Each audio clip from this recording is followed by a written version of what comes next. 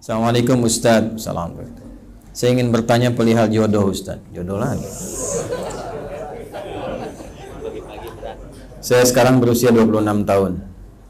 Insya Allah penghasilan sudah mencukupi, niat sudah ada, tapi masih bingung bagaimana cara untuk mengajak wanita untuk menikah dengan cara Islam yang diridhai Allah.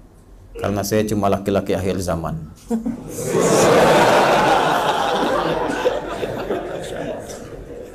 Allahu Akbar. Anak sekarang. Baik. Ini kasusnya sering terjadi nih. Harta sudah ada, tanggal pernikahan sudah ada, mahar sudah ada, calon belum ada. Bagaimana caranya? Ikhtiar. Itu poinnya. Ikhtiar. Niat sudah ada, mulai berdoa. Mulai apa? Berdoa. Minta petunjuk pada Allah Subhanahu wa taala untuk bisa meniatkan nikah itu sebagai ibadah dalam rangka menaati Allah. Itu dulu poinnya. Kalau sudah nanti kita berdoa dan diniatkan, Allah akan mengatur jalan ikhtiar kita untuk mendapatkan sesuai dengan niatnya. Bukan cuma nikah. Hati-hati. Kalau berniat cuma untuk menikah, maaf, yang belum beriman pun menikah dengan caranya. Jadi kalau niatnya cuma karena cinta, karena ingin nikah, dan bukan menjadikan patokan agama sebagai prioritas, nanti pernikahan itu bisa terjadi dengan cara apa saja. Dan tidak sedikit sekarang didapati meninggalkan agamanya hanya untuk mewujudkan cinta palsunya. Saya sebut palsu karena tidak abadi sampai akhirat. Kejadian itu nampak. Maka apa yang harus diniatkan? Pertama kali, berdoa memohon kepada Allah bahwa untuk menikah itu dalam rangka menaati Allah dan Rasulnya. Itu dulu. Nanti Allah akan bimbing. Nah, dalam bimbingan itu berikhtiar. Kalau menaati Allah dan Rasulnya, carinya di tempat-tempat yang mendekatkan diri pada Allah. Jadi nggak akan mungkin mendapati di tempat-tempat yang jauh dari Allah.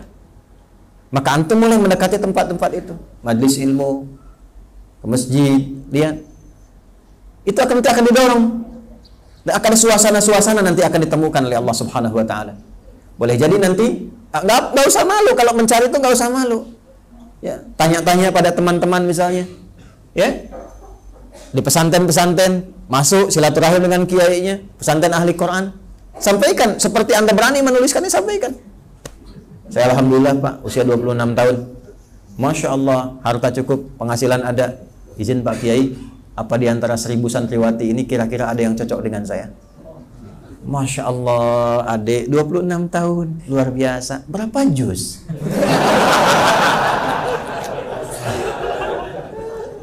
Alhamdulillah Pak Kiai, cita-cita saya masih ikhtiar. Insya Allah 30 juz. Sekarang masih juz 30. Nggak apa-apa. Nanti Pak Kiai carikan yang sudah 30 juz yang bisa mendampingi sampai juz ke-30 itu. Berpikirnya positif. Ya, kalau kiai-kiai baik itu seperti itu. Ada, ini kisah nyata. Suami istri sudah menikah. Suaminya kerja, luar biasa.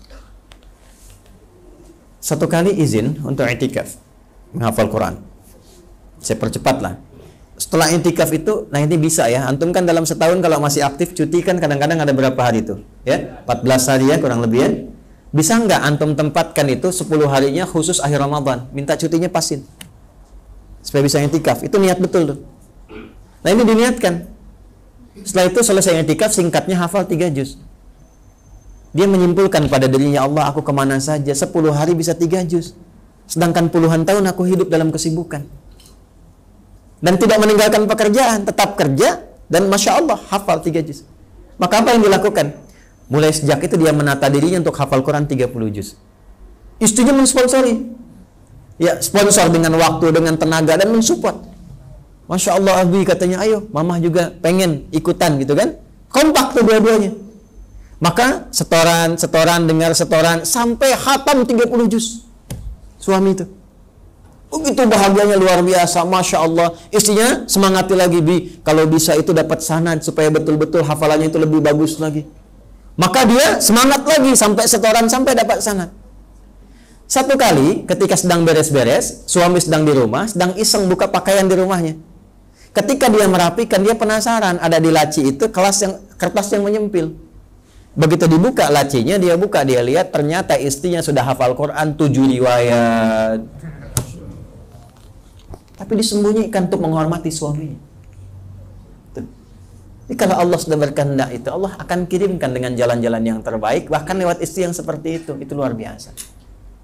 Gak pernah bilang dari awal, kamu latihan ya ntar ya, aku ini udah 7 riwayat. Gak ada. Itu fadilahnya istri. Demikian sebaliknya. Jadi insya Allah mudah-mudahan didekatkan, dan ini kan dibacakan nih. Mungkin ada ibu-ibu yang dengar juga kan di atasnya kan, ya, dan seterusnya. Atau ada bapak-bapak yang sedang mencari ya di sini. Semoga Allah muliakan ya.